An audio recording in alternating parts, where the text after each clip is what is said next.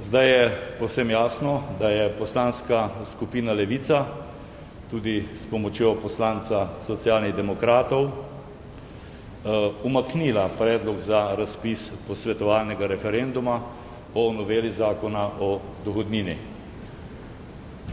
V Novi Sloveniji obžalujemo, da se je to zgodilo.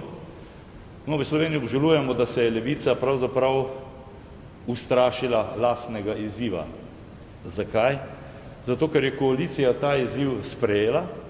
Kot smo večkrat komunicirali, smo predlagali, v tej smeri so šle razprave, da bi naj bil referendum o noveli zakona o dohodnini na dan volitev zaradi racionalnosti, ob tem seveda, da bi tudi referendumsko vprašanje bilo korektno zastavljeno.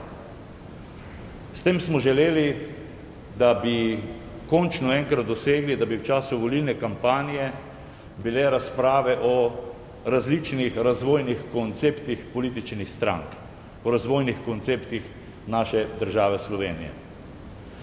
Kot veste, je Nova Slovenija 4. februarja zagnala akcijo Višje plače za vse. Zbiramo podpise za podporo noveli zakona o dohodnini. Akcija je naletela na izjemen odziv in prav tistega dne, 4.